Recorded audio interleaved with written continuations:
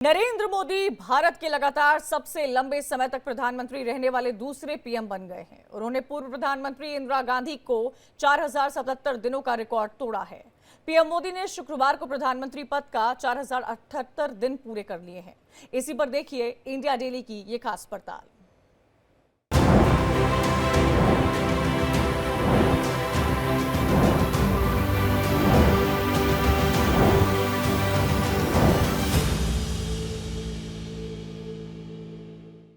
लगातार 2 बार पूर्ण बहुमत से जीतने वाले मोदी देश के पहले गैर कांग्रेसी प्रधानमंत्री बन चुके हैं। जी हां, 2014 और 2019 में उन्होंने जिस तरह से प्रचंड जीत हासिल की थी, कुल मिलाकर ये कहा जा सकता है मोदी मैजिक उस वक्त लोगों के सर चढ़कर बोल रहा था।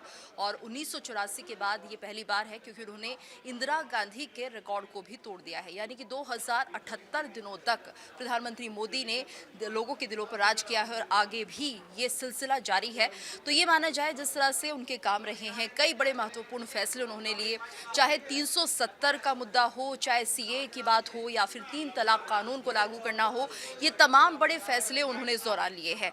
और कहा जा रहा है कि जिस तरह से मोदी मैजिक काम कर रहा था वो कहीं ना कहीं प्रधानमंत्री मोदी की जीत के लिए एक बहुत बड़ी एक तरह से राह बन गई, जिसके चलते प्रधानमंत्री मोदी 2 बार निर्विरोध पूर्ण बहुमत के साथ सरकार में आए, सत्ता में आए और उसके बाद लगातार वो ऐसे बड़े चुनौतीपूर्ण कार्यों को अंजाम देते रहे।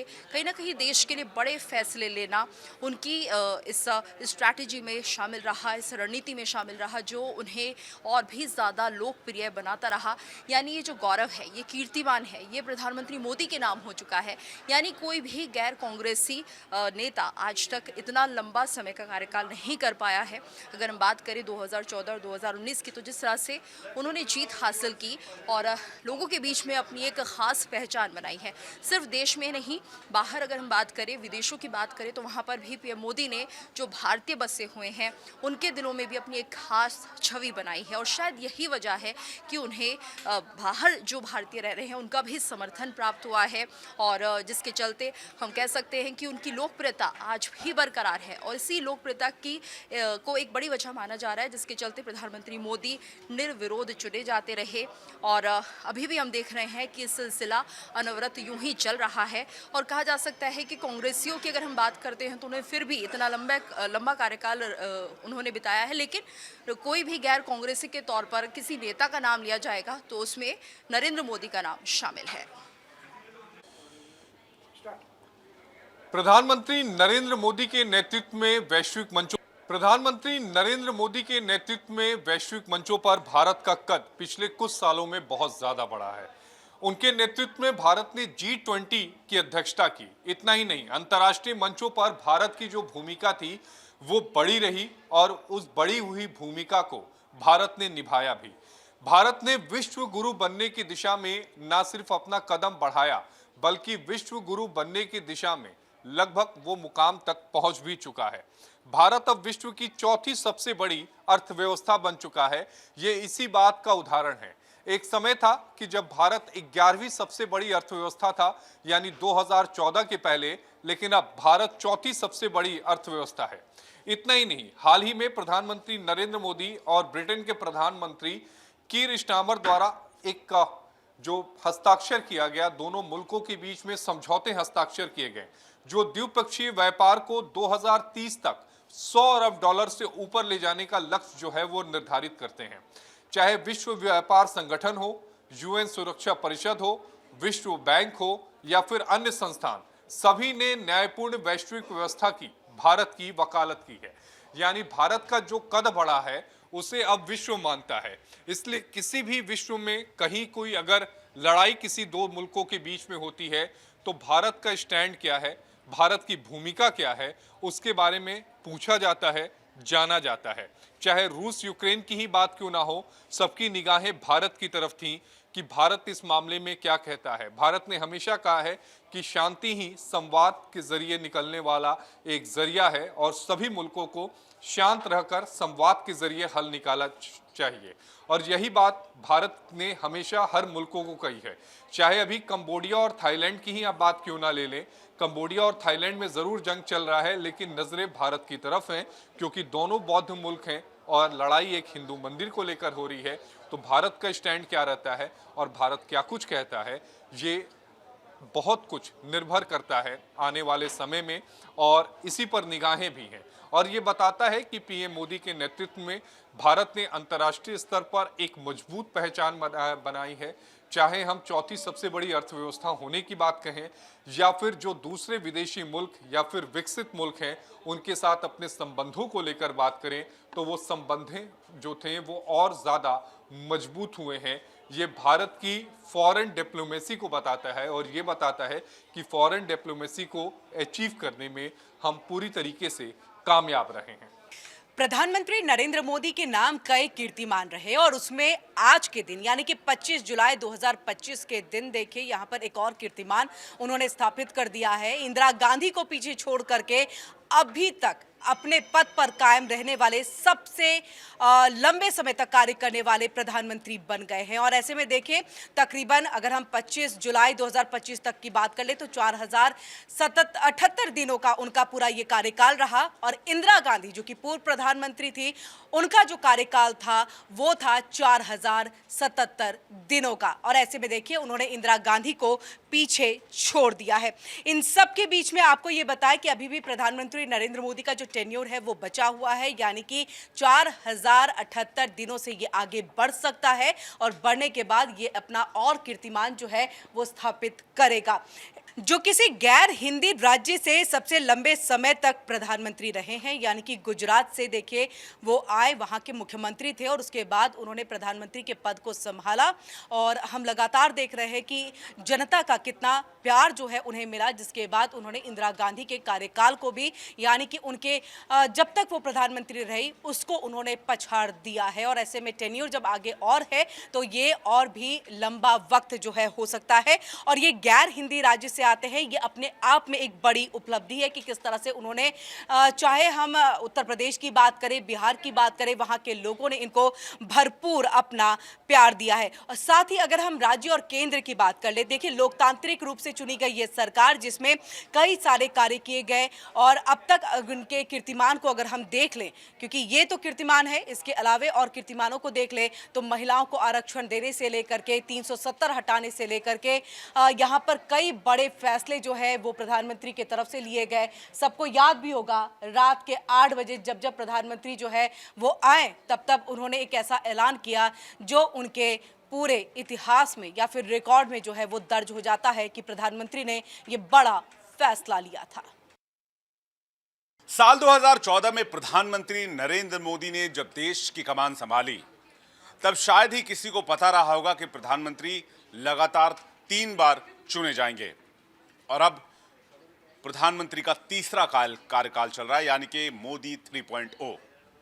लेकिन प्रधानमंत्री अपने हर फैसले के साथ, प्रधानमंत्री अपने हर कदम के साथ, प्रधानमंत्री हम अपने हर एक बढ़ते कार्यकाल के साथ एक नए कीर्तिमान को स्थापित करते हैं। अब जब मोदी 3.0 चल रहा है तो प्रधानमंत्री के साथ एक और नया कीर्तिमान जुड़ा है। वो कीर्तिमान है सबसे लंबे समय तक प्रधानमंत्री रहने का। हालांकि इस मामले में प्रधानमंत्री अभी भी टॉप पर नहीं पहुंचे हैं, यानी कि नंबर 1 नहीं हुए हैं। सबसे लंबा कार्यकाल पूर्व प्रधानमंत्री पंडित जवाहरलाल नेहरू का ही है। लेकिन प्रधानमंत्री ने इंदिरा गांधी के कार्यकाल को पीछे छोड़ते हुए सबसे ज्यादा दिनों तक प्रधानमंत्री बने रहने का कीर्तिमान अपने नाम कर लिया है। और इस दरमियान इस पूरे 3 कार्यकाल में, जिसमें अभी तीसरे कार्यकाल में 2029 तक का समय बाकी है, उसमें कई फैसले बाकी हैं, कई कदम बाकी हैं। लेकिन प्रधानमंत्री ने अपने 3 कार्यकाल में कई ऐसे फैसले किए जो देश ही नहीं दुनिया के लिए नजीर बने। क्योंकि मोदी सरकार विरासत भी और विकास भी के नारे के साथ चलती है। चाहे वो अयोध्या में राम मंदिर का निर्माण हो, चाहे वो उत्तर प्रदेश में देव दीपावली या फिर दिवाली में रिकॉर्ड दियों की संख्या हो, या फिर पूरी दुनिया को योग का तोहफा देने की बात हो, योग दिवस की बात हो। इसके अलावा प्रधानमंत्री नरेंद्र मोदी कई और फैसलों के लिए जाने जाते हैं। लेकिन इन सबसे बड़ी बात यह है कि पिछले 3 कार्यकाल में प्रधानमंत्री नरेंद्र मोदी के नाम पर जनता ने मुहर लगाई, जनता ने विश्वास जताया। 10 साल के एंटी इनकम्बेंसी के बावजूद वो तीसरी बार प्रधानमंत्री चुने गए। हालांकि इस बार सीटें थोड़ी कम हुई, लेकिन प्रधानमंत्री पर लोगों का भरोसा कम नहीं हुआ। बीते 11 वर्षों में नरेंद्र मोदी भारतीय राजनीति में सबसे प्रभावशाली नेता बनकर उभरे। उन्होंने बीजेपी को राष्ट्रीय स्तर पर अभूतपूर्व मजबूती दी और कई राज्यों में कांग्रेस समेत अन्य दलों को सत्ता से दूर रखा। लगातार 2 बार पूर्ण बहुमत से जीत हुई, 2014 की बात और 2019 की बात। 2019 में बीजेपी ने 300 की सीटों को भी पार कर लिया, 303 तक पहुंच गई, जो कि भारतीय राजनीति में एक दुर्लभ उपलब्धि है, खासकर गैर कांग्रेसी पीएम के तौर पर अगर या गैर कांग्रेसी नेता के तौर पर देखा जाए। प्रधानमंत्री की मजबूत नेतृत्व की छवि भी बहुत तगड़ी मानी जाती है। उन्होंने खुद को एक निर्णायक मजबूत नेता के तौर पर स्थापित किया है, चाहे वो सर्जिकल स्ट्राइक हो, नोटबंदी हो, धारा 370 हटाने का फैसला हो, एयर स्ट्राइक हो, और चाहे हाल ही में पाकिस्तान से बदला लेने के लिए पाकिस्तान के अंदर घुसकर हमला करने की बात हो। वैसे भी आज की तारीख में किसी भी परमाणु संपन्न शक्ति मुल्क पर किसी ने हमला नहीं किया है, लेकिन प्रधानमंत्री के नेतृत्व में भारत के खाते में ये उपलब्धि भी आ गई जब आतंकियों से बदला लेने के लिए परमाणु शक्ति संपन्न मुल्क पाकिस्तान पर भारत ने हमला किया और सबक सिखाया। ये मजबूत नेतृत्व की वजह से ही हो पाया। इसके अलावा विकास, विरासत और राष्ट्रवाद का मेल भी प्रधानमंत्री को अव्वल रखता है। सबका साथ सबका विकास, विकास भी विरासत भी जैसे नारों के साथ उन्होंने राष्ट्रवाद और विकास की राजनीति को एक साथ जोड़ा, जिससे आम जनता के बीच उनको व्यापक समर्थन मिला। और इसी समर्थन का नतीजा है कि प्रधानमंत्री की लोकप्रियता दिनों दिन बढ़ती जा रही है और ये लोकप्रियता अपने चरम पर है। 25 जुलाई 2025, और ये आपको मैं इसलिए बता रहा हूं कि प्रधानमंत्री नरेंद्र मोदी ने अपने कार्यकाल के 4078 दिन जो हैं वो पूरे कर लिए हैं, और ये एक कीर्तिमान के रूप में स्थापित हो चुका है और बड़ी उपलब्धि है। ये एक नया कीर्तिमान उन्होंने जोड़ा है, और जो है प्रधानमंत्री इंदिरा गांधी को पीछे छोड़ते हुए ये कीर्तिमान जो है वो स्थापित किया है। और पीएम मोदी देश के ऐसे दूसरे पीएम बन गए हैं जो सबसे लंबे समय तक इस पद पर रहे हैं। अब सबसे लंबे पद पर वो रहे, ये बात हमने आपको बताई, लेकिन उसी के साथ साथ आपको समझना होगा क्या कुछ बदलाव पीएम मोदी जो है वो देश में ला पाए, क्या कुछ क्रांति उन्होंने देश के लिए की। वो बदलाव, वो आधुनिकीकरण, वो फायदे, वो लाभ क्या कुछ है वो मैं आपको बताता चलता हूं। प्रधानमंत्री नरेंद्र मोदी जी की तरफ से जो किया गया है, नीतिगत बदलाव जो किए गए हैं और योजनाएं जो लाई गई हैं, उसके बारे में बताते हैं आपको। एक तो जीएसटी है, गुड्स एंड सर्विसेज टैक्स, इसके बारे में डिजिटल इंडिया को आगे बढ़ाने का प्रयास, यानी कि डिजिटल इंडिया अब आधुनिक इंडिया के रूप में जिस तरीके से प्रधानमंत्री नरेंद्र मोदी ने डिजिटल इंडिया को आगे बढ़ाने का प्रयास किया वो सराहनीय है।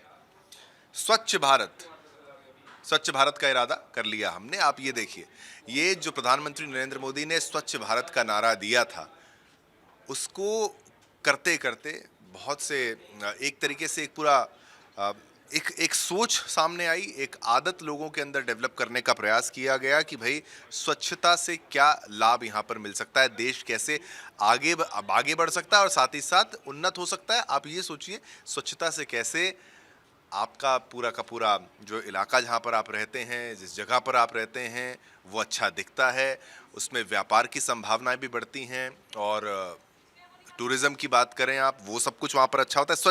स्वच्छता के लिए, स्वच्छता पर जिस तरीके से जोर दिया, उज्ज्वला योजना की भी मैं आपको बात बताऊं कि भाई प्रधानमंत्री नरेंद्र मोदी ने ये प्रयास किया है कि जो एक गरीब है, गरीब घर की जो महिला है, खास तौर पर उस तक भी जो है चूल्हे, जो गैस सिलेंडर है, चूल्हा जो है उसके घर तक भी वो सुविधा पहुंचे, और उसके तहत उज्ज्वला योजना की शुरुआत जो है वो पीएम मोदी की तरफ से की गई थी। और वो लकड़ी और वो धुआं और वो दम घोंटू धुआं, उससे जो छुटकारा दिलाने का प्रयास प्रधानमंत्री नरेंद्र मोदी की तरफ से किया गया, और महिलाओं को इसका लाभ मिला भी है। सभी के घर में गैस कनेक्शन होना, ये आप समझ लीजिए, ये बड़ा योगदान प्रधानमंत्री नरेंद्र मोदी का। अब पीएम आवास योजना, ये अब हर किसी को घर चाहिए, हर परिवार को घर चाहिए, इस बात को प्रधानमंत्री नरेंद्र मोदी भलीभांति समझते हैं, और उन्होंने पीएम आवास योजना की भी शुरुआत की और इनका ज़मीनी स्तर पर बहुत बड़ा प्रभाव जो है वो देखने को मिला है। लाभान्वित लोग यहाँ पर हुए हैं और ये अचीवमेंट्स हैं प्रधानमंत्री नरेंद्र मोदी की जो सभी ने देखी हैं। तो डिजिटल इंडिया और सशक्तिकरण करना भारत का, मेक इन इंडिया का नारा देना, और अब तो हथियार भी आप देखेंगे मेक इन इंडिया हो रहा है, मेड इन इंडिया बन रहे हैं, सब कुछ यहाँ पर देश के अंदर निर्माण हो रहा है, आत्मनिर्भर भारत बन रहा है। तो ये यहाँ पर जो है लाभ हमें मिला है पीएम मोदी के नेतृत्व में। सरकारी सेवाओं की पहुंच जो है वो डिजिटलाइजेशन उसका कर दिया गया है, डिजिटलीकरण जिसे कहते हैं वो यहाँ पर कर दिया है और लोग लाभान्वित हुए हैं। अब केवल दफ्तरों के चक्कर काटते रहें और फिर वहीं पर जाके जो है मामला पूरा सेट होगा, ठीक होगा, अब वो दिन अब बीत गए, वो दिन लद गए हैं। लेकिन अब जो है डिजिटाइजेशन से काम हो रहा है। DigiLocker, payment apps, UPI apps, भीम ऐप जैसे और ई गवर्नेंस जैसे कदम में पारदर्शिता आई है, ट्रांसपेरेंसी आई है। डीबीटी एक है, डायरेक्ट बेनिफिट ट्रांसफ़र, कि भाई जो है लाभ जो है हर व्यक्ति तक पहुंचेगा और वो सीधा उसके खाते पर पहुंचेगा, खाते तक पहुंच जाए, ये लाभ उस तक मिले, ये एक बहुत बड़ी उपलब्धि है, वो किया गया है।